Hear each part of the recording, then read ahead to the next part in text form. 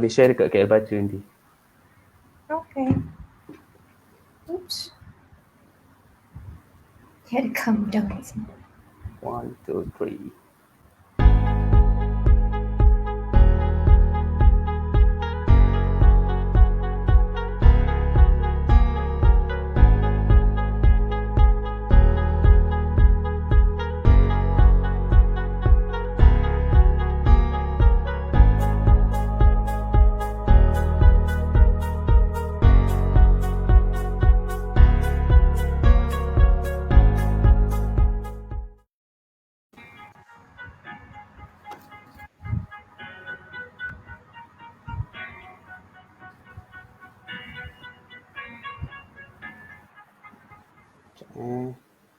Kenapa dekat saya keluar?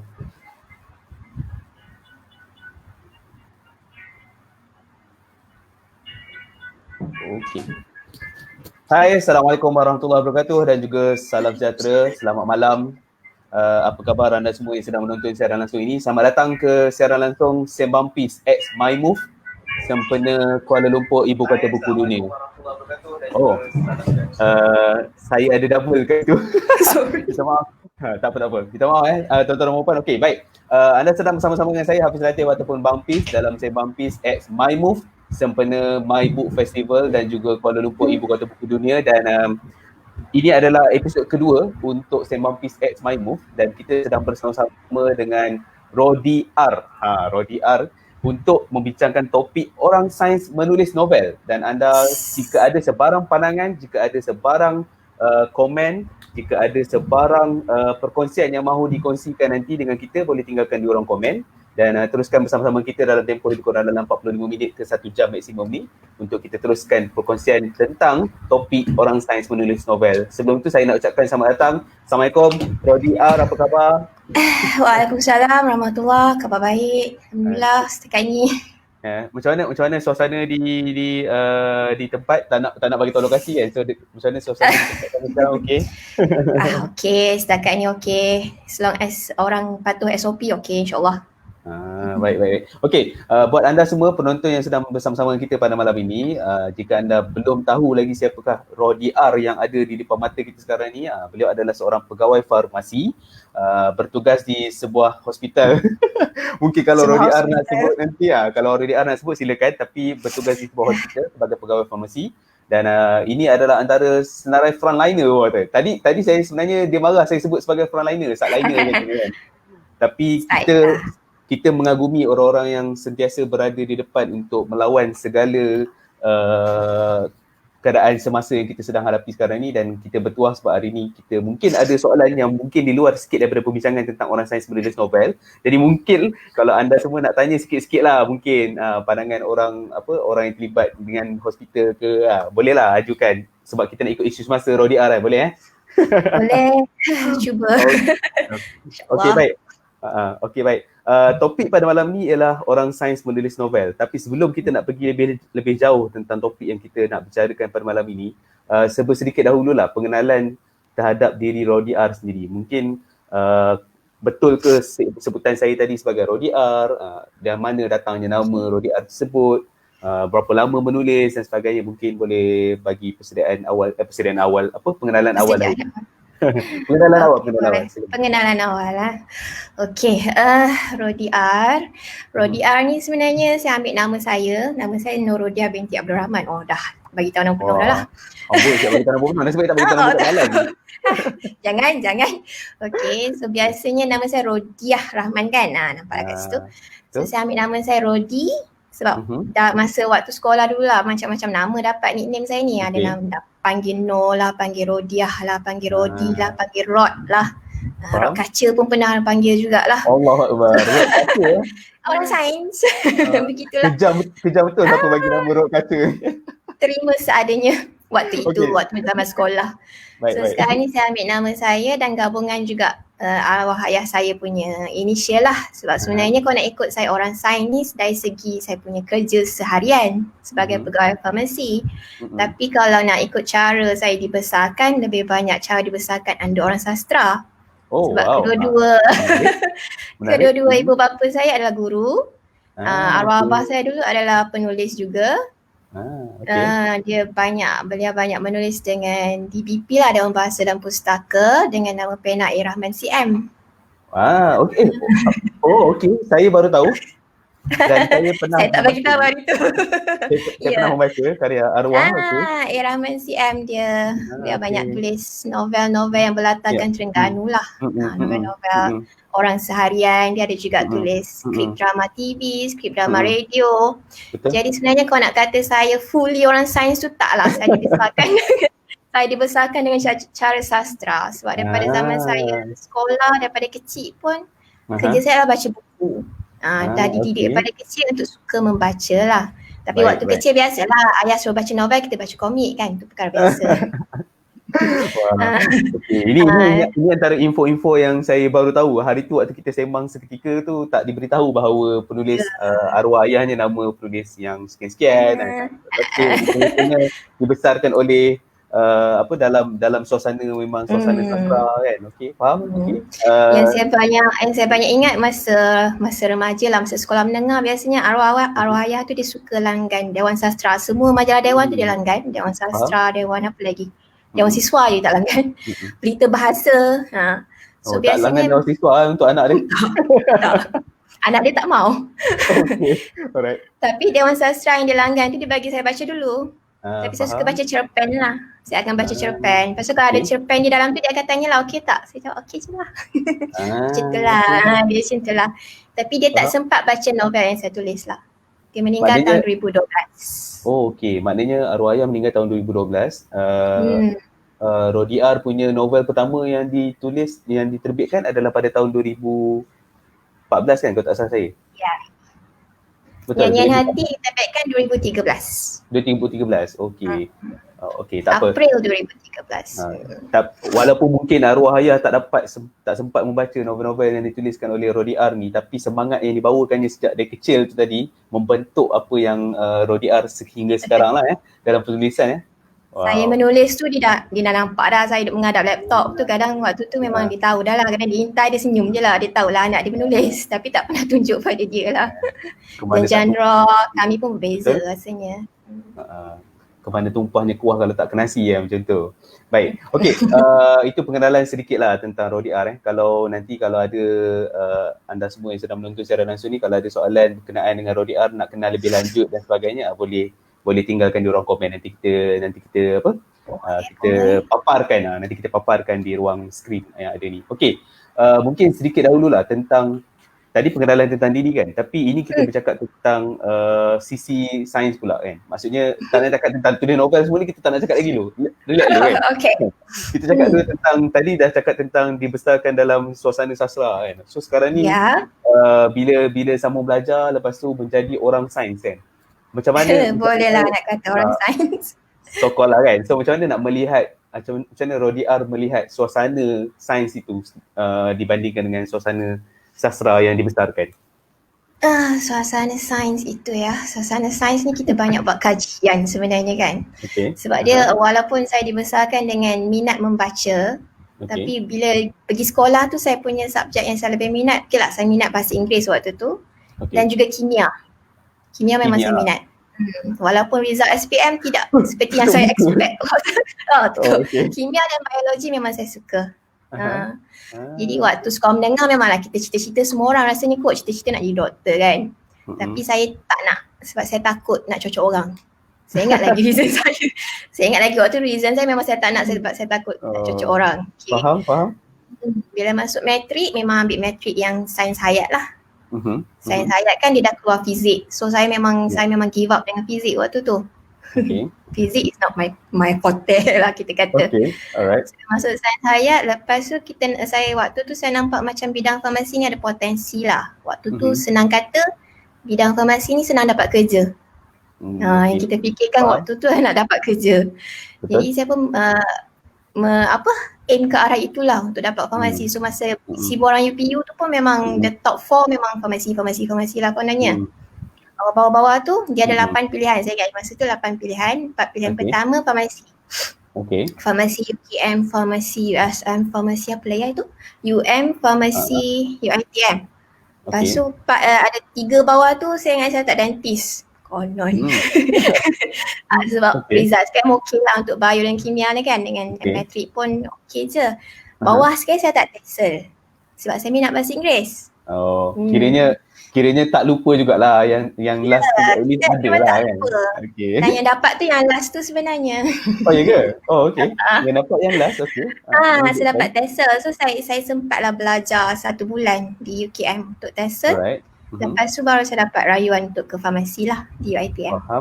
Faham. Terus dah lambat sikit masuk UiTM tu. Farmasi tu bukan escapism sebab tadi takut cucuk orang tu kan? Dia satu sebab takut cucuk orang, satu lagi sebab masa tu arwah ayah pun tak berapa sihat. So saya punya aim adalah nak kerja di bidang kesihatan ni supaya saya boleh bantu dengan ilmu yang kita akan belajar nanti tu lah. Lebih pada ilmu perubatan ni sebenarnya ilmu orang kata fardu kifayah kan. So at least boleh juga ambil sikit-sikit pada situ lah. Tapi bila dah start kerja, memang akan rasa waktu aku belajar dulu macam itu sangat basic sebenarnya 4 tahun belajar. Bila masuk kerja lagi banyak benda yang kita belajar sebenarnya. Faham. Tapi kan waktu Rodiar sedang belajar menjadi seorang farmasis dan sebagainya kan. Waktu tu tadi suasana membesar dengan suasana sastra. Lepas tu waktu belajar ni suasana sains kiranya kan. So waktu suasana sains ni waktu tu ada pasal soalan lagi. Ada waktu suasana sains ni ada tak pasal-pasal yang menulis dah habis belajar tu baru mula menulis ke macam mana? Waktu saya tengah belajar tu kadang kita belajar stres. Lagipun saya masuk lambat sebulan. Jadi saya nak mengejar orang lain yang dah dapat sebulan punya pembelajaran ni. Memang waktu tu awal-awal masuk memang saya sangat stres. Tapi cara saya untuk escape sikit dari stres adalah membaca. Jadi waktu tu saya banyak membaca sebab kita dah belajar sains, kita baca banyak fakta kan. So jadi fikiran kita sekarang ni tak nak terlalu sangat fokus pada fakta tu. Kita beralih juga kepada fiction sikit. So saya lebih macam tu sebab mungkin daripada kecil macam tu kot. So cara escapism saya adalah dengan fiction. So saya banyak baca buku. Novel waktu tu novel Inggeris lah yang banyak ni saya baca. Novel Inggeris, romance lah juga. Bolehlah nak kata sebab waktu tu kan yang orang kata yang lebih menarik untuk dibaca dan konsentrate-nya adalah novel-novel romantik ni kan. So kita bacalah novel-novel tu. Saya sebenarnya baru nak tanya kat Rodiah juga tadi sebab yelah bila kata membaca kan, kita pun di platform KL Baca sekarang ni sempena My Book Festival. Jadi nak jugalah tanya tentang Rodiah punya genre kesukaan. Mungkin kalau ada penulis yang digemari kan, sebab kadang-kadang kita akan cakap kalau contohlah kata orang sastra kan, kalau kita suruh senaraikan nama penulis kegemaran, mungkin dia akan senaraikan nama sekian. Mungkin ada nama yang sebenarnya kita tak terlintas pun yang sebagai orang sains meminati penulis ni. Mungkin Rodiah boleh kongsi dengan kita.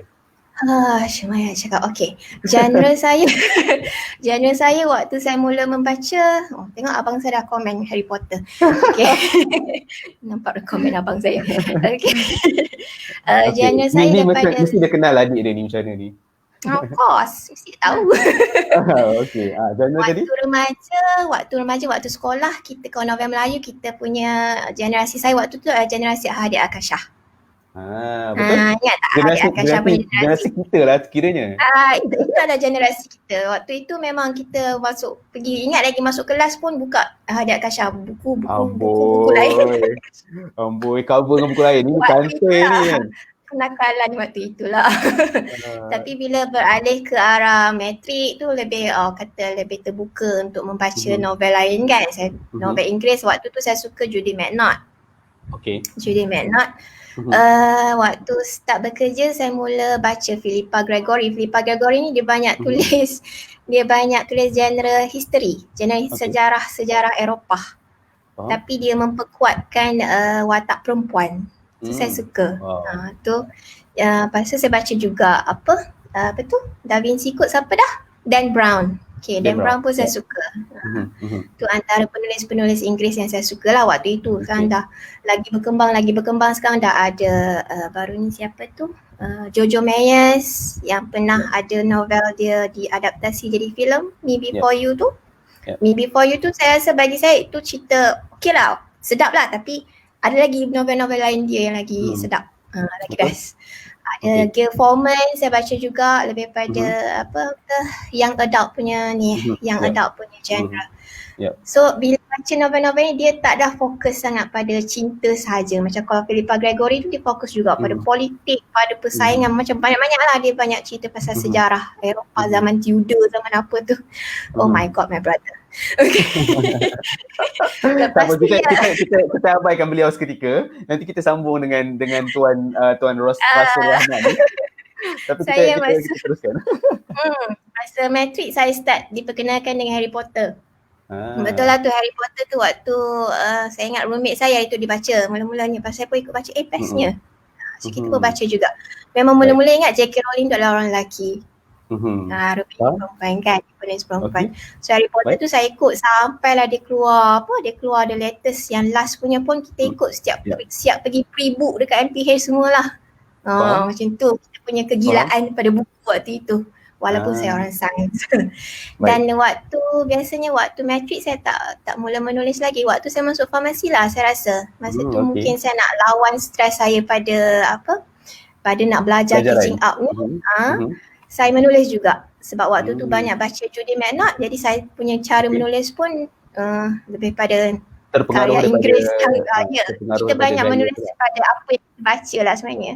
Macam tu. So sebenarnya kalau nak kira menulis ni bagi orang sains adalah bolehlah nak kata escapism, bolehlah juga nak kata sampingan, bolehlah juga bagi saya saya kata kita nak guna kita punya side otak sebelah lagi lah. Sebab otak kita kan ada dua bahagian. Tiba-tiba keluar subjek sains. Dua bahagian.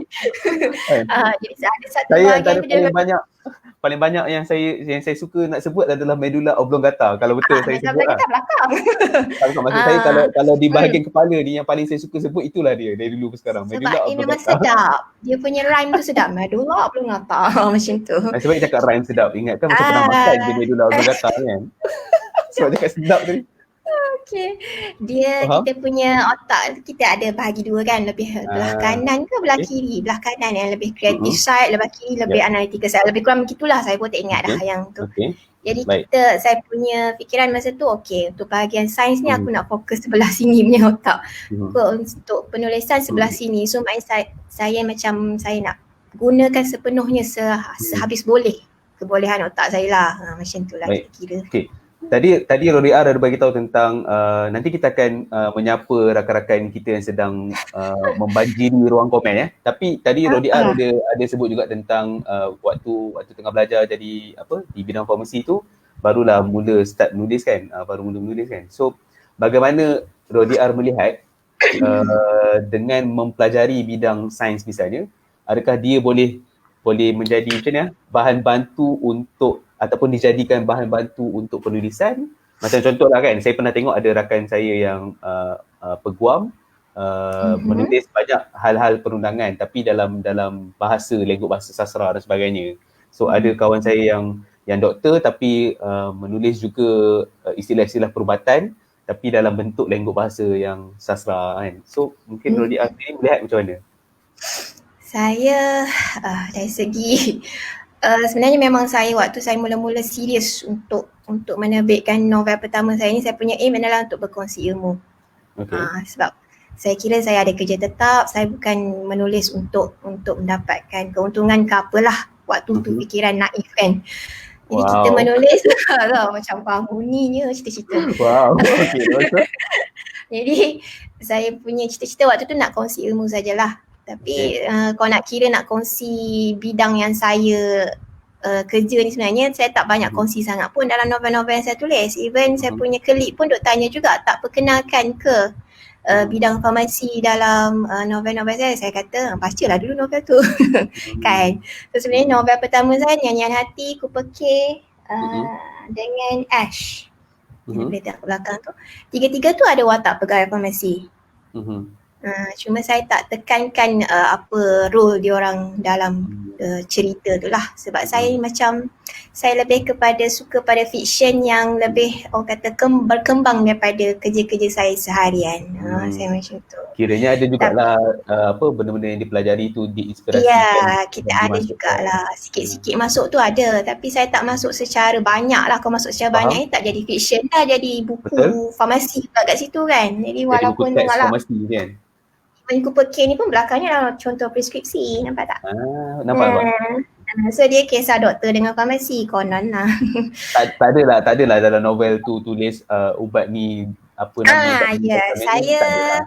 Bagi saya untuk berkongsi ilmu ni dia ada limit dia jugalah. Sebab kalau nak berkongsi ilmu tentang ubat, saya lebih suka secara general. Sebab kalau saya cuba spesifikkan takut dia mendatangkan kemudaratan lah pada orang. Sebab ubat-ubatan ni memanglah sangat banyak. Macam kalau kita nak ambil contoh ubat tidur, pernah beberapa tahun lepas, 2-3 tahun lepas ada rakan penulis saya tanyalah dia, mereka yang rakan-rakan penulis suka juga rujuk pada saya kalau nak tanya pasal ubat semua kan. So dia tanya jugalah, kalau nak ubat ni apa nama dia, ubat tidur dia nak masukkan dalam dia punya manuskrip, ubat tidur ni apa nama dia semua-semua. Kalau bagi saya tak spesifikkan nama ubat tu. Sebab benda tu benda yang boleh mendatangkan kemudaratan kalau disalahgunakan. So kita tak nak promote benda yang mendatangkan kemudaratan dalam tulisan kita lah. Kiranya tak nak nanti pembaca pergi cari pula ubat tu macam tu. Saya tahu benda tu, kita tahu kita ada ilmu tu, tapi ada certain masa kita tak letak semua ilmu dalam tu lah sebenarnya. Faham. Baik, okey. Saya ada banyak lagi soalan untuk diajukan kepada Rodia. Itu sudah semestinya sebagai seorang moderator kan. Tapi turut sama kita nak meraihkan juga rakan-rakan yang sudah menonton ni. Yang sedang menonton ni. Jadi kita nak ucapkan selamat datang kepada anda semua tuan-tuan dan puan. Topik pada hari ini adalah tentang orang sains menulis novel. Tapi saya nak alihkan dahulu kejap topik ni. Dan kita nak beri laluan kepada komen. Minta maaf lah ya, Rodia, saya tak sediakan air dah bagi tahu mak sedia sebotol. Tu yang kena buat air sendiri tu kan. Terima kasih banyak. Okey, ada sapaan daripada Kemboja mengatakan Assalamualaikum, moga dimudah urusan. Tahniah terbaik. Terima kasih kerana atas sokongan. Oh, Kakak Ipah. Okey. Oh, ni bawa keluarga datang semua ni kan. Abang, adik, kakak semua ada ni kan. Tu suami dia Rasul Rahman tu. Dua-dua guru ni. Bagusnya. Laki bini menyokong adik ni kan. Ya Allah, hai. Sokongan kuat. Nanti kita akan sentuh tentang sokongan keluarga sikit tentang penulisan. Ada daripada Aziz Muhammad, Rodia antara penulis kegemaran. Kenal. Apa ni cakap adik sendiri comel? Tak ada. Aduh. Okey, ada daripada Cikgu Ira. Saya cikgu fizik tapi arwah ayah cikgu BM. Dulu tak minat menulis walaupun bila tulis karangan selalu dibaca oleh guru dalam kelas. Masa tu rasa lebih suka matematik, tapi entah kenapa bila ayah meninggal, tiba-tiba timbul impian untuk jadi penulis. Datang sini nak sedut inspirasi dari Rodia. Mungkin untuk respons kepada Cikgu Ira juga kan, mungkin Rodia boleh kongsi sikit tentang perasaan menyambung legasi penulisan, walaupun mungkin gaya penulisan yang sama kan, tapi menyambung legasi penulisan oleh arwah ayah tu, mungkin boleh kongsi sikit. Yang paling saya ingat antara sebab saya suka bahasa Inggeris, saya ingat waktu saya form 5 rasanya ada saya tulis karangan pendek lah. Teacher tu suruh tulis karangan pendek, lepas tu dia puji dalam kelas. So dia jadi macam kita jadi tambah bersemangat untuk buat. So sebenarnya salah satu cara untuk kita dapatkan inspirasi tu, kita kena buatlah dulu. Kita buat dulu dan kita dapatkan feedback daripada pembaca kita lah. Sebenarnya feedback yang positif ni akan memberi semangat pada kita.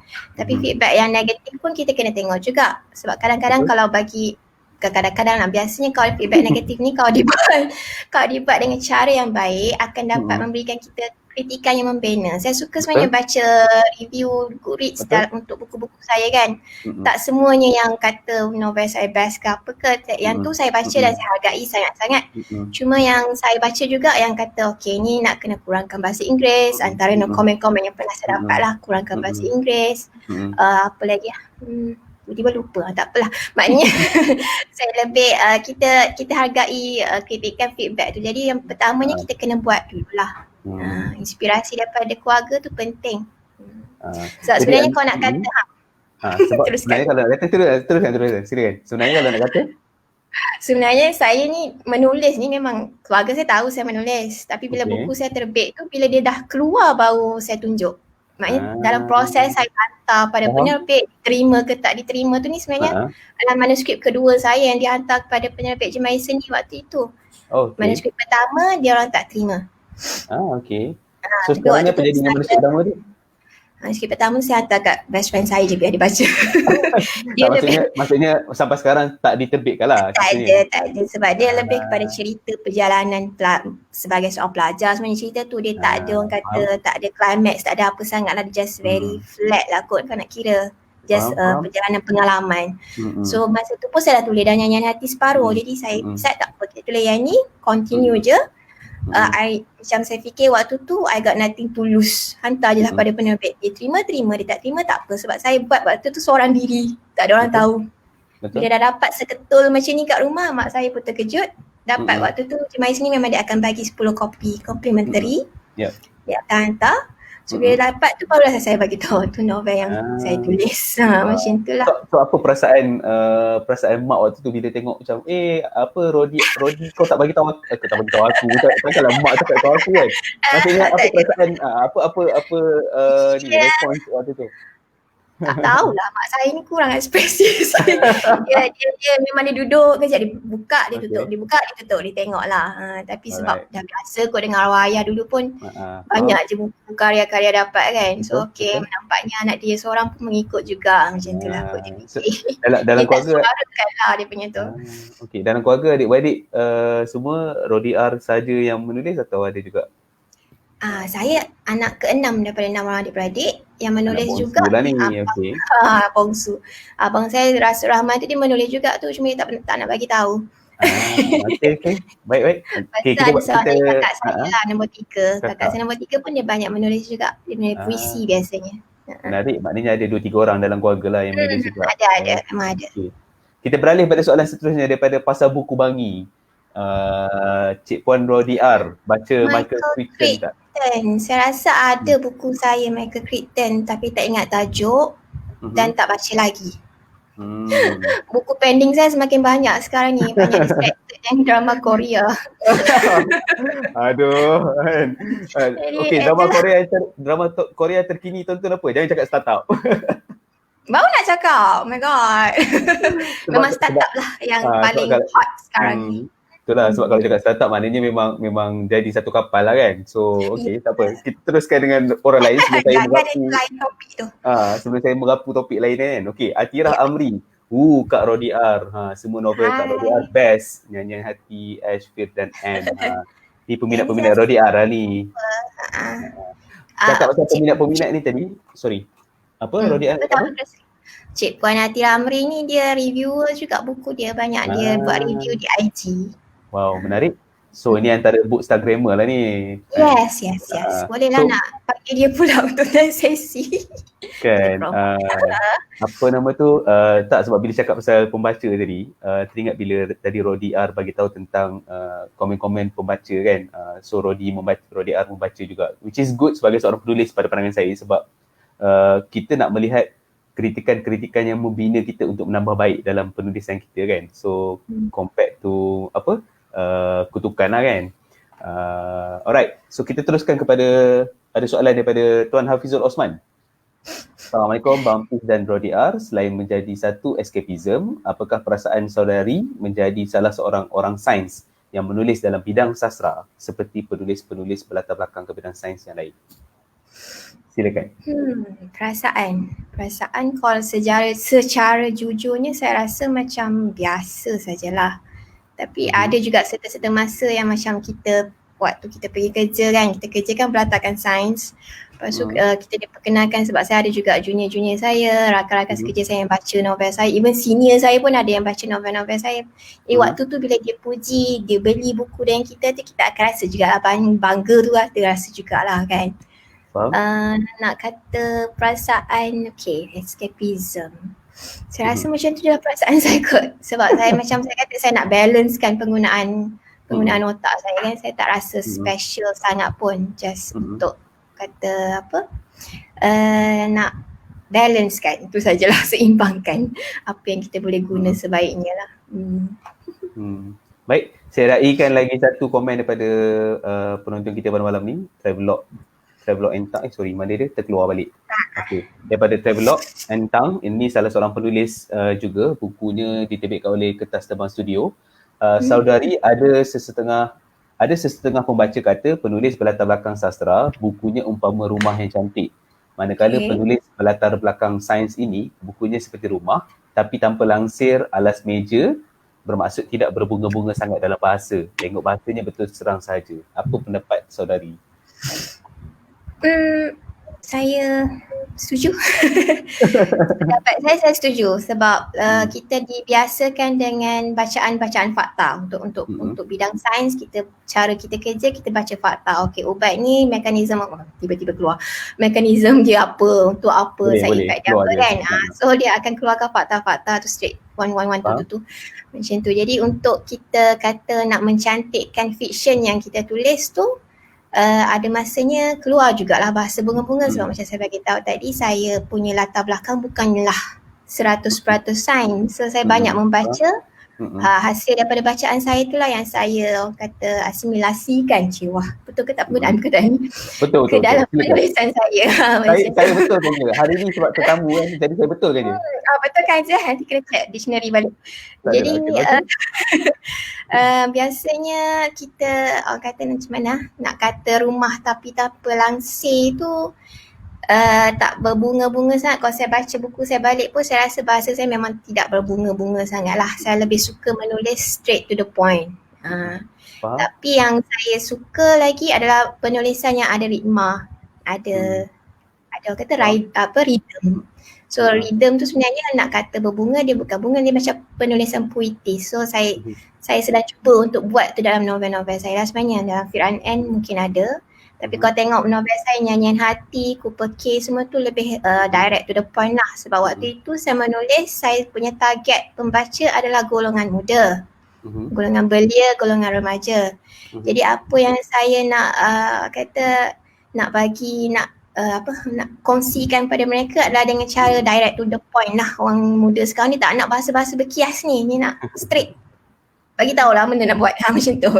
Jadi waktu tu saya punya aim adalah pembaca yang golongan belia, golongan remaja. Jadi bahasa yang saya gunakan pun bahasa yang ringkas, bahasa yang kata layman, yang nak kata dia bukan bahasa kasar, dia bahasa yang mixed language pun ada, Manglish kan, Malay dengan English kan. So nak sampaikan saya punya pengkongsian ilmu tu melalui cara itu. Tapi yang cukup mengejutkan saya sebenarnya, golongan pembaca saya pun terdiri daripada pelbagai usia sebenarnya. Walaupun target saya tak capai, tapi saya cukup berbangga lah sebab ramai juga yang umur 40 tahun, 50 tahun ke atas pun ada baca novel saya dan mereka suka. Saya pun lagi that's good. Memang bahasa saya memang straight to the point lah. Tapi kan, terima kasih juga lah untuk soalan ni, sebab saya rasa untuk soalan lanjutan daripada apa yang Rodiar kongsikan tadi kan, sebab bila kita cakap contoh kan, kalau dulu-dulu lah mungkin orang beranggapan bahawa kalau nak menulis ni puisi ke, cerpen ke, novel ke, semuanya hanyalah hak milik mutlak orang-orang sastra semata, contohnya kan. Ada mungkin anggapan ada anggapan yang begitu kan. Maksudnya kalau nak tulis je, aku sebagai pelajar sastra, aku saja yang boleh tulis. Contohnya lah kan. Tapi dengan keadaan semasa, dengan sekarang ni yang kita lihat sebenarnya sangat banyak karya-karya yang dah pun diterbitkan yang bukan lagi hanya satu kelompok sastra ataupun penulis sastra semata, tapi juga berlatar belakangkan dengan bidang yang pelbagai. Contoh, hari inilah kita ada Rodiar, dan kalau katalah saya boleh sebut beberapa nama yang kawan-kawan saya sendiri sebagai orang yang bukan dalam sastra pun, contoh macam Farazi misalnya, Dr. Farazi kan, ada jurutera, kita ada Lokman Hakim, salah seorang penulis kami di Legaswat juga, Lokman Hakim, jurutera. So pelbagai bidang, pelbagai latar, bukan lagi hanya hak milik orang sastra semata. Pada pandangan Rodiar sendiri, adakah bersetuju yang penulisan bukan hak milik sesiapa, bukan hak milik individu, tetapi dia adalah bagaimana kita mahu menyampaikan pemikiran kita kepada pembaca sebagai individu, bukan sebagai orang yang memiliki latar bidang tertentu. Sebab saya sendiri pun boleh dikatakan sebagai berlatarkan sains dan saya pun dah berjaya mengeluarkan beberapa karya dan karya saya diterima baik oleh pembaca saya. Jadi saya boleh kata, saya boleh bersetujulah dengan penyataan bahawa penulisan ini tidak termaktub pada satu golongan sahaja. Cuma golongan sastra ni kelebihan dia adalah kelebihan dalam berbahasa, untuk menulis dengan bahasa Melayu tinggi, dengan bahasa yang baik. Itu kelebihan pada di pihak mereka lah. Maknanya dia bila dia tulis tu dia boleh edit dengan baik dia punya penulisan di balik. Kalau macam orang sains ni mungkin bila dia tulis, bila dia tulis mungkin untuk mengedit balik tu mungkin dia perlukan pertolongan daripada editor yang berlatar belakangkan sastra. Kan kita ada course creative writing kan dekat universiti semua tu. Waktu itulah kita nak gunakan golongan-golongan ini. So bagi saya sebenarnya benda ni adalah boleh kata sepatutnya bergerak seiring. Dia bukan bergerak salah satu sahaja. Tak semestinya orang sastra kena menulis kerja. Maknanya dia tak bagi langsung ruang penulisan kepada orang sains. Tak boleh macam tu. Dia kena bergerak bersama-sama. So bila orang sains menulis, walaupun dia tak menulis fiction, mungkin dia menulis tentang fakta, dia masih lagi memerlukan orang sastra untuk tengok balik dia punya manuskrip tu adakah perjalanannya betul, editing dia daripada segi grammar dia, tata bahasa dia, ni tak kisahlah bahasa Melayu ke bahasa Inggeris kan. So sebenarnya kita bergerak bersama-sama. Yang penting sekarang ni orang sains boleh kongsi ilmu dia dengan orang sastra pun boleh kongsi kebolehan dia dengan orang sains. Itu yang saya perhatilah sebenarnya. Jadi bagi saya sendiri pun saya terbitkan novel saya ni mungkin dalam novel saya ni banyak jugalah saya keluarkan sikit fakta-fakta sains kan. Saya hantar pada jemaah sini sebab saya percaya waktu tu jemaah sini memang antara yang penerbit yang memang dia punya SOP tu memang sangat padulah kita kata. Dia punya pengasas dia jemaah sini pun munshi DBP. So daripada segi editing saya sangat berpuas hati dengan jemaah sini sebab tu saya boleh proceed dengan mereka. Semua karya saya lah sebenarnya. Semua karya sekarang ni diterbitkan oleh jemaah sini. Jemaah sini semua novela, cerpen semua. So bagi saya kita tak boleh nak kata satu golongan tu lebih daripada golongan yang satu lagi lah. Kita bergerak bersama-sama. Mungkin kelebihan saya sebab saya belajar bidang sains tapi saya dibesarkan dalam orang kata suasana sastra. So saya banyak baca cerpen-cerpen Dewan Sastra. Kalau baca memang pening sebenarnya. Bahasa dia sangat indah dan sangat memeningkan kepala, lebih pening daripada nak ingat mekanisme ubat kadang-kadang tu. Jadi kita tahu kat sebenarnya ilmu kedua-duanya adalah tinggi. Jadi kita seimbangkanlah. Kita nak kata salah satu je penting. Betul. Tapi kan kalau saya nak terbalikkan soalan tu boleh tak? Contohnya kan. Ni sengaja lah ngada-ngada nak terbalikkan soalan tu kan. Orang sains boleh menulis. Maksudnya yalah tadi sebagai pharmacist boleh menulis novel kan. Tapi orang yang mengambil penulisan, orang yang mengambil tulisan kreatif lah, orang sastra misalnya, dia tak mungkin akan, bukan nak kata tak mungkin lah, maksudnya dia tak boleh jadi farmasis kan. Maksudnya boleh faham tak konsep soalan tadi tu? Boleh. Teruskan. Jadi kalau kita nak terbalik ke soalan tu, macam mana kita nak menerima pula sebagai orang sastra sebagai farmasis? Ya, itu pentingnya kita kata rujukan. Macam saya kata tadi, sebagai orang sains yang menulis, saya tulis, saya masih lagi merujuk pada editor untuk memperbaiki manuskrip saya. Sama bila orang sastra menulis, kalau dia inginkan nak tulis pasal bidang farmasi lah kiranya, dia mesti kena ada seorang pegawai farmasi atau ahli farmasi untuk dia rujuk lah. Maknanya dia bergerak bersama. Dia tak boleh bergerak berasing-asingan. Sebenarnya kalau dia nak tulis, of course. Kalau dia nak tulis bidang sains, dia kena belajar dulu dengan orang sains.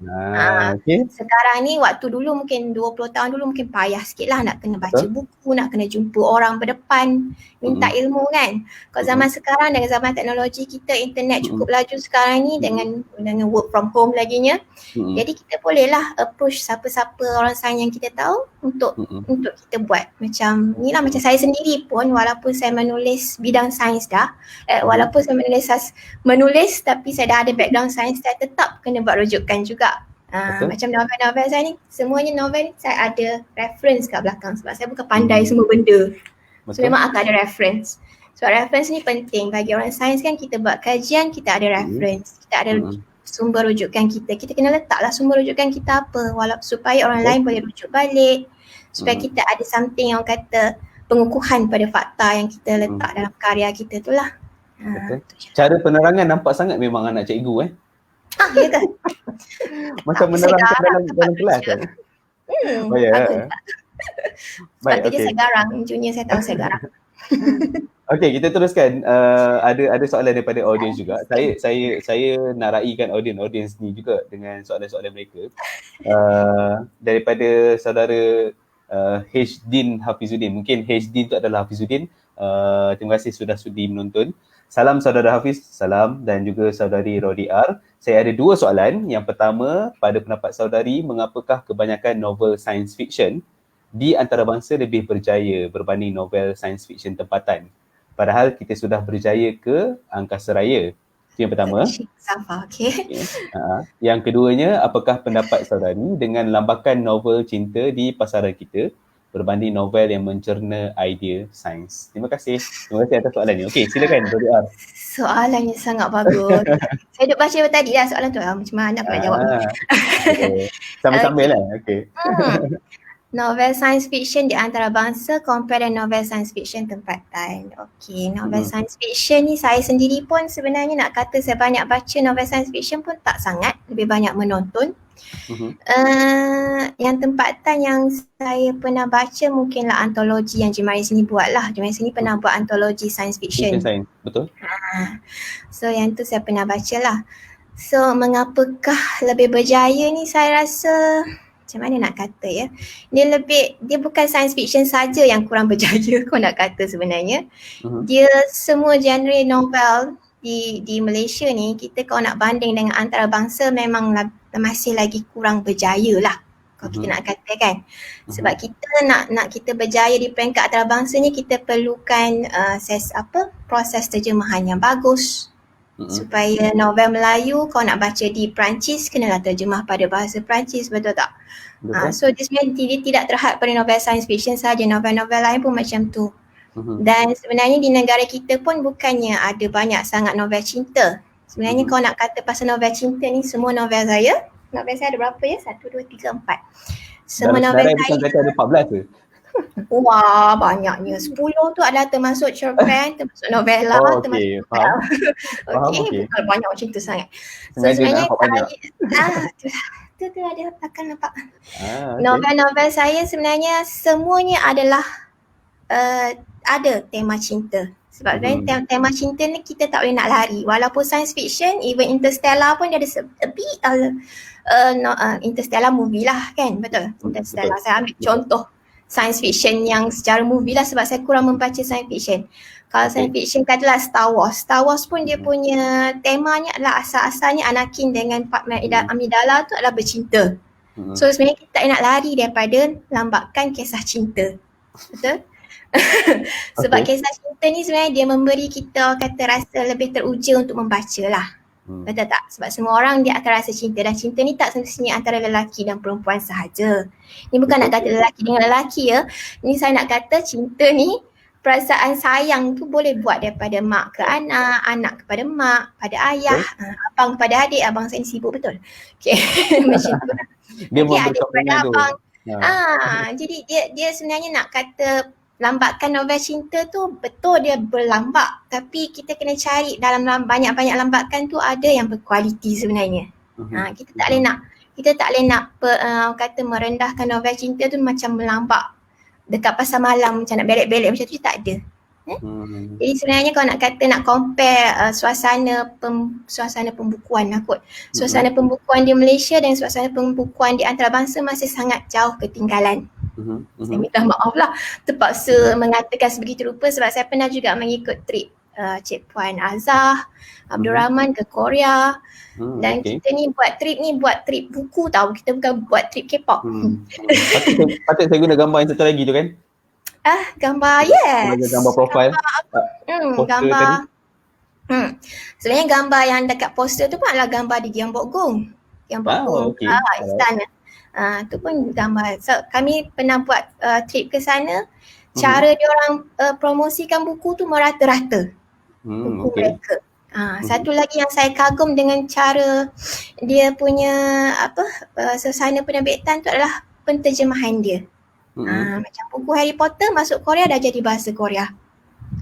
Buku Michael Crichton tadi masuk Korea jadi buku Korea. Jadi terjemahan dia sangat mantap lah. Termasuk juga Indonesia, saya pun ada beberapa kali juga, 2 kali tahun lepas ke Indonesia, ke Jakarta. Memang kita tengok dekat memang aim kita orang ni pergi trip buku, memang pergi kedai buku lah jawabnya kan.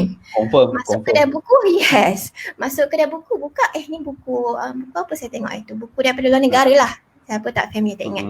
Dah diterjemahkan pada bahasa Indonesia. Walaupun baru seminggu macam tu terbit secara antarabangsa. So kita punya Malaysia ni macam mana kita nak buat? So mungkin juga Encik Hafiz boleh ni lah licensing ke antarabangsa tu boleh lah. Kita tolong novel-novel Malaysia. Tiba. Puan Azhar dah senyum. Kan dia sebenarnya itu dalam topik kita nak kena buat. Betul. Tapi kalau cakap asal pelaksanaan apa dia? Tidak masalah lain dah lah. Tapi betul juga macam abang saya kata, novel cinta banyak di Malaysia sebab banyak permintaan. Tapi kalau kita tulis, sebab yang saya pernah baca macam penulisan di Malaysia, ada je penulis-penulis kita yang menulis thriller, tapi ada juga diselitkan sikit cinta, macam novel Sarah Aisyah.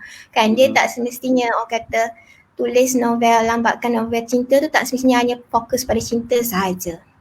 Dia kena cari, kena gali lagi di kedai-kedai buku tu. Kedai buku tak banyak dah sekarang. Masalahnya cari lagi yang mana berkualiti lah. Salah satu ni novel-novel saya macam tu. Faham? Tu novel cinta. Kita teruskan dengan tapi kan sebab bila kita cakap pasal orang sains yang menulis, sebenarnya mungkin topiknya adalah orang sains yang menulis je sebenarnya. Kita fokuskan kepada novel sebab memang Rodiar banyak menulis novel berbanding dengan genre yang lain kan. Tapi dalam keadaan contoh ini adalah antara benda yang saya lihat tak semestinya kalau kita bukan orang sastra ataupun kalau katalah kita sebagai orang sains misalnya tapi menulis, tak semestinya kita tak boleh nak capai anugerah tertentu ataupun tak boleh nak capai pengiktirafan tertentu.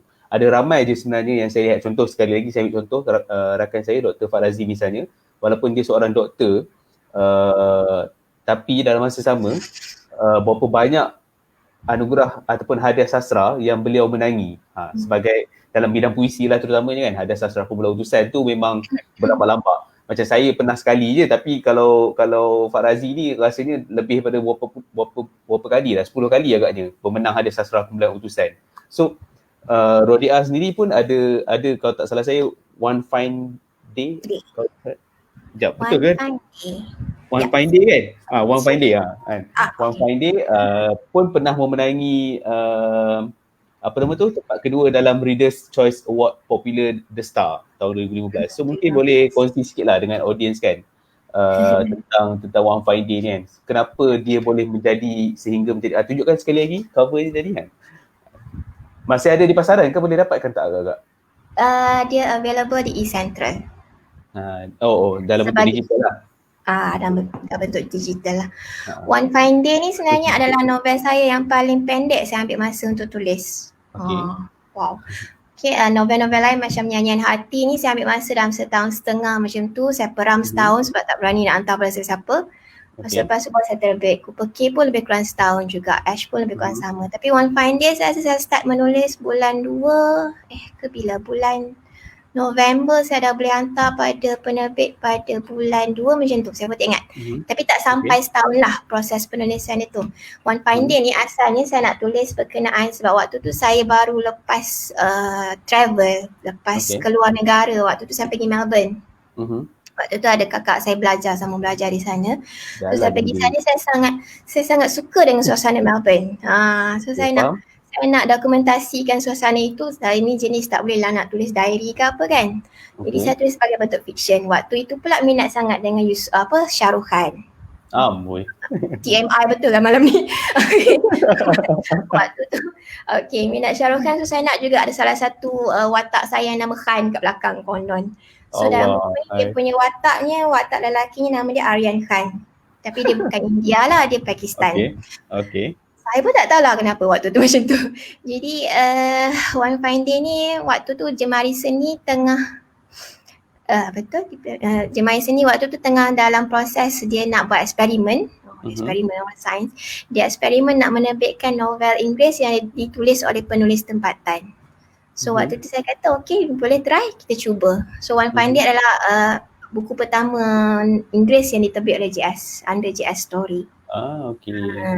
So ceritanya sebenarnya cerita cinta juga, okay? Dia cerita cinta juga sebenarnya. Memang tak lari daripada tu. Tapi saya banyak cerita tentang watak perempuan ni, dia baru kematian ibu bapa, jadi dia kena pergi ke Melbourne tu untuk tinggal bersama dengan abang dia. So dia mungkinlah dalam fasa kita kata depressed lah jugalah, mungkin bukan diagnostically as clinical depression ke apa. So pada suatu hari datanglah si hero ni, macam itulah. So banyaknya kisah hero membantu heroin untuk bangkit semula lah. So saya lebih suka menulis cerita-cerita inspirasi macam tu. Kalau tengok novel-novel saya, bagi pembaca-pembaca yang tahu memang dia akan tahu novel Rodi R memang tak ada villain, tak ada penjahat. Semua watak-watak murni lah ni. Dia nak kata watak murni tu tak juga, dia lebih pada watak yang berperang dengan diri sendiri. So apa yang jahat dalam novel saya adalah perasaan seseorang itu, perasaan insecure dia, perasaan dia punya jealousy dia. Perasaan tu sebenarnya bagi saya, villain yang dalam diri sendiri ni lagi susah nak lawan daripada villain yang fizikal kat luar, kita boleh tumbuk lah bye-bye, macam tu lah kan. Betul. Tumbuk lepas tu terus bye-bye. Contohnya lah. Senang sangat nak tumbuk kan. Bagi saya kejahatan dalam diri tu lebih susah nak lawan sebenarnya. So saya punya novel-novel banyak memberi inspirasi ataupun memberi cara-cara untuk lawan benda tu. Bukan lawan physical villain yang ada di depan mata. Saya lebih suka push macam tu lah sebenarnya. Faham? Okay, bila Rodi R cakap tentang novel-novel yang dah disebutkan tadi kan, mungkin ada audience kita yang menonton ni mungkin ada yang tergerak hati untuk memiliki buku-buku yang ditulis oleh Rodi R sendiri kan. Mungkin boleh kongsi dengan audience lah. Tadi satu dah bagi tahu dah, dalam bentuk digital boleh dapatkan dekat eCentral. Mungkin ada yang stok yang fizikal ke, kalau ada yang nak fizikal? Stok fizikal yang masih ada dengan saya adalah Nyanyian Hati. Nyanyian Hati. Kupa K. Alright. Dan saya terbit yang baru, Fear dan End. Okay. So yang tu semua boleh dapatkan dekat Rodi R lah. Maksudnya boleh terus hubungi Rodi R lah. Boleh hubungi saya dengan PM saya dekat page saya Rodi R, ataupun di Rodi R Rahman punya Facebook page, Facebook pun boleh, dekat Instagram saya pun boleh. Rodi R 838 tu. Baik. Bolehlah dapatkan tanda tangan sekali kan? Ya, of course. Semestinya tanda tangan tu yang mahal. Saya sekarang ni saya memang tengah menjual Fear dan End ni sebab saya baru terbit semula. Daripada ni dia tebal sikit tapi dia ringan. Dan saya memang aim saya bila saya bagi jual buku ni pada pembaca, saya letak kata-kata hikmah sikit lah, dan berbeza-beza setiap orang. Betul. Ada ni seorang yang dah beli 3 koleksi tapi belum sempat nak post lagi pada beliau. InsyaAllah esok lusa. Menarik. Okay, tapi kan bila cakap pasal sikit lah, mungkin boleh di hujung-hujung sesi kita ni ada lebih kurang dalam 7 minit ni kan. Sebagai penulis kan, sebagai penulis yang menjual karya sendiri kan, pandangan Roda, sebab ada orang mungkin dia selesa untuk menulis saja, dia tak selesa untuk menjual karya-karyanya kan. So pada pandangan Rodi R sendiri, penulis yang menjual karyanya, walaupun mungkin tak berkaitan dengan orang sains tadi kan, tapi mungkin ada pandangan penulis yang menjual karyanya. Sebenarnya kalau nak dari segi penulis yang menjual karya ni, saya banyak belajar dengan Cik Puan Azah lah, dan saya bersetuju lah dengan pandangan dia. Sebab untuk penulis ni memang kita nak kata jiwa halus tu betul jugalah. Jiwa halus kan dia kena menghadap komputer, menulis berjam-jam kan. Dia nak kena be in her story ataupun in his story, kena berada dalam cerita dia tu. Tapi untuk dia keluar dan dia buat bisnes tu memang memerlukan kekuatan yang lain lah sebenarnya. Dan kena ada orang kata, kena ada pengetahuan jugalah. Untuk bagi saya sendiri dalam pengalaman saya nak jual Firdan Air ni, saya lebih banyak kesian pada pembaca lah. Sebenarnya asal-asal saya terbitkan semula Firdan Air ni sebab saya kesian pada pembaca saya. Waktu tu masa Firdan Air keluar tahun 2017 yang dengan Jemari Seni punya. Saya ingat lagi masa tu pergi dekat booth JS di Pesta Buku Antarabangsa. Memang kita kadang penulis pergi untuk buat fan signing event kan. Jadi waktu tu memang ada, bila kita promote buku tu, dia pun kata ada beberapa, ada student lah, saya ingat dah muka dia macam mana. So dia kata tak apa, nanti saya beli Cik Rodia tapi tengah nak simpan duit dulu. Jadi saya rasa macam kesiannya. Dia bila kita, untuk orang penulis jadi orang bisnes ni, dia mungkin jauh sikit lah perjalanan nak cecah tu. Bagi saya penulis ni mungkin dia memerlukan orang lain untuk buat bisnes untuk dia. Kalau dia dapat buat sendiri dan memang bagus, memang tabik spring lah, tapi dia sebenarnya memang memerlukan orang lain lagi lah. Sebab bagi saya, reason pertama saya nak terbit semula Firdan Air sebab saya nak supaya yang menyimpan duit dulu tu dia boleh beli. So ada tak dia mesej bagi tahu kata saya simpan duit. Saya simpan duit saya kan. Saya berjaya dapat beli. Saya pun tak tahu lah. Yang ni sekarang ni pun tengah jual ni pun ada lagi yang mesej saya. Tak apa, saya nak kena tunggu gaji lah. Apalah, saya terima je semua tu. Memang kita sebab saya menulis, betul lah bila saya orang sains dan saya ada kerja tetap. Jadi duit tu bukan benda utama untuk saya menjual buku saya lah sebenarnya. Tapi saya tahu di luar sana ramai penulis yang memang struggle nak jual buku dia sebab itulah sumber pencarian dia yang utama kan. Saya mungkin sumber pencarian saya bukan yang utama sebagai penulis. Jadi kira bersyukur dan bertuah dari segi itulah. Alhamdulillah. Cumanya apa saya nak kata tadi? Cumanya nak kata saya pun tak tahu nak kata apa. Cumanya kalau nak kata nak jual buku sendiri tu mungkin saya masih lagi bertatih lah. Saya kena belajar dengan lebih ramai orang dan saya rasa kalau saya dapat terbitkan, ada orang tanya kan bila nak keluar novel baru, Cik Puan Aziz tanya. Memang tengah menulis sekarang ni. Memang tengah menulis sekarang ni. Bila dah siap tu saya pun tak tahu lagi bila akan siap. Baru 12 bab ke. Target saya untuk cerita tu 65 bab. So baru 12 bab. Tu pun mengambil masa 3 tahun. So saya pun tak tahu bila akan siap. Tu pun saya tak tahu. Saya rasa saya takkan jual sendirilah kot. Mungkin saya memerlukan orang lain untuk buat penjualan bagi saya. Sebab saya kerja tetap ni pun ada batasan dari segi masa jugalah nak menguruskannya. Macam Firdan Air ni saya terbit sikit saja boleh lah. Untuk saya uruskan sikit-sikit tu pun memang ada seorang tu dah message dah transfer duit minggu lepas dah. Ni pun saya tak dapat nak post lagi. Konon busy sangat sebenarnya. Taklah busy sangat sebenarnya. Macam itulah. Balik rumah daripada kerja dah penat. Nak mencelah pergi pejabat pos pun. Jadi dia adalah batasan-batasan dia untuk kita sebagai penulis yang ada kerjaya lain untuk terbitkan dan jual buku sendiri. Kalau penulis tu memang dia tak ada kerjaya lain, mungkin dia boleh teruskan lah. Dia boleh buat lah sebenarnya. Tapi tetap bagi saya untuk terbitkan buku yang berkualiti, kita sangat-sangat memerlukan novel-novel yang berkualiti di Malaysia ni sebenarnya. Kita yang menulis ni masih lagi memerlukan khidmat editor, khidmat proofreader sebenarnya. Yang lebih orang kata lebih memahami konsep bahasa Melayu tinggi ke kan. Tu lagi kita masih memerlukan khidmat-khidmat mereka ni lah. So jangan nafikan tu lah. Jangan tulis sendiri, nak edit sendiri tak boleh lah macam tu. Betul-betul, saya setuju. Mari kita meraihkan juga audiens kita semula. Sikit lagi di hujung sesi ni. Ada daripada Cikgu Ira, suka dengan Rodiar menjelaskan, sangat tersusun dan sistematik, tak berkias-kias, direct to the point. Memang begitulah orang sains. Daripada abang Rodiar sendiri, genre science fiction ada peminat sendiri. Sama macam novel, genre-genre yang lain, mereka di luar negara lebih terdedah dengan science fiction disebabkan budaya yang masih kekal minat membaca untuk menambah ilmu. InsyaAllah. Betul. Ini saya boleh tambah sikit lah. Sebenarnya saya sangat setuju lah dengan pendapat abang saya. Kami ni memang keluarga membaca lah kot.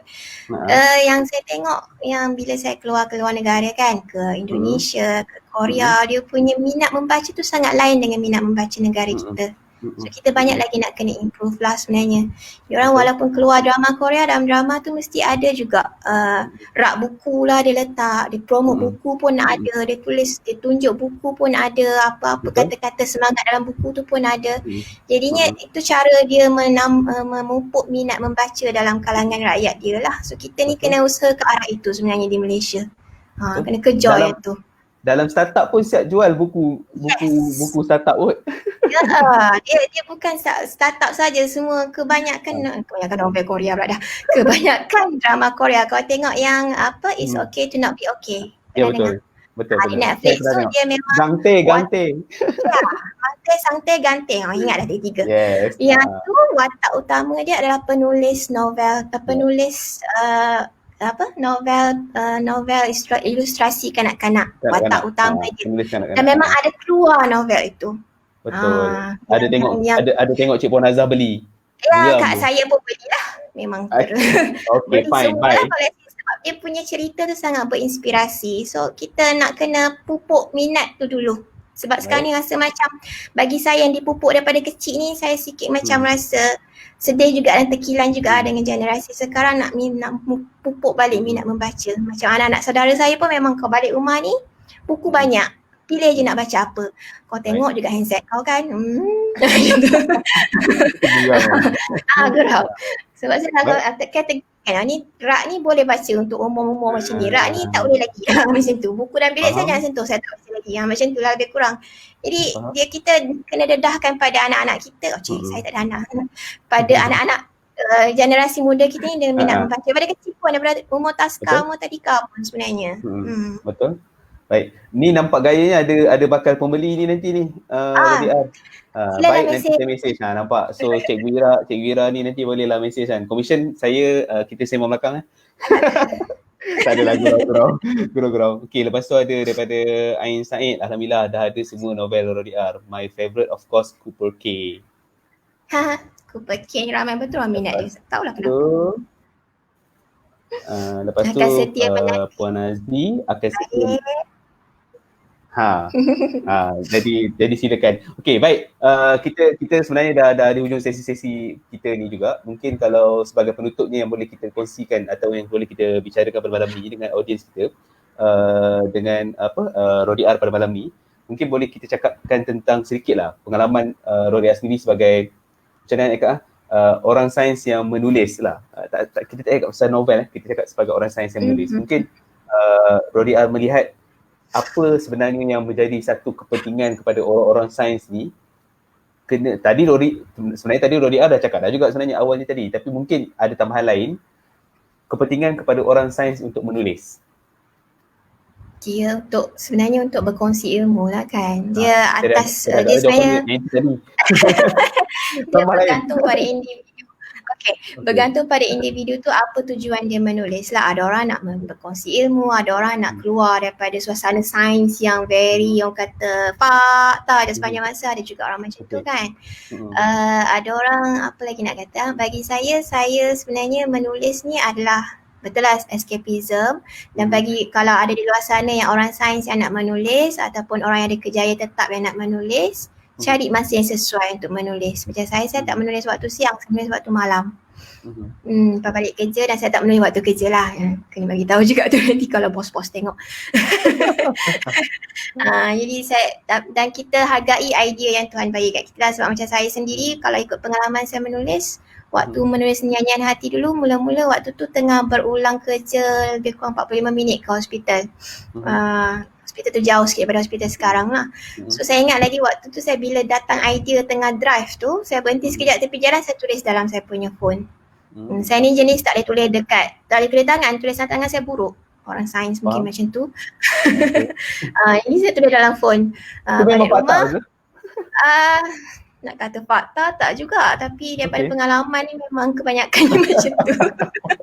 Daripada dah 13 tahun kerja ni tu yang kita tengok kan.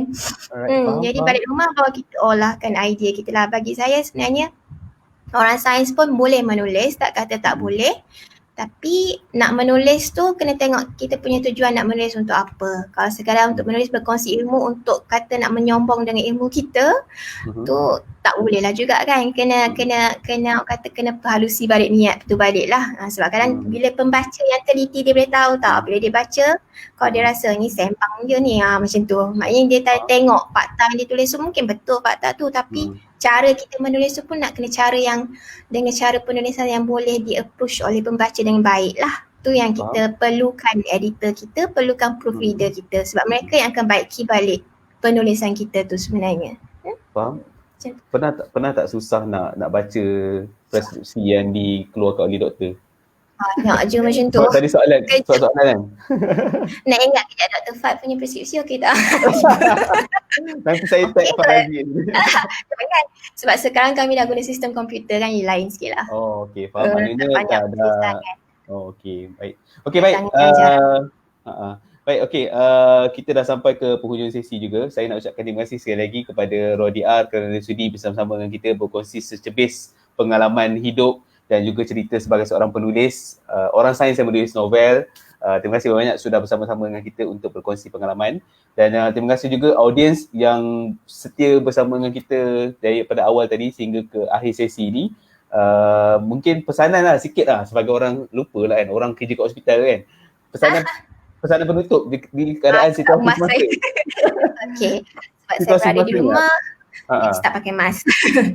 Patuhilah SOP dan jaga penjarakan fizikal kita lah sebenarnya. Sebab kita kalau nak ikut pesanan, kalau nak kata virus ni, bagi saya virus ni dia tak pergi ke mana dah, dia akan ada lah di samping kita. Jadi kita lah nak kena cuba untuk adaptasi. Tengok adaptasi untuk elakkan daripada dijangkiti. Kita patuhi SOP, pakai mask dan cuba elakkan tempat-tempat yang terlalu ramai orang. Macam tu lah. Jaga hand sanitizer,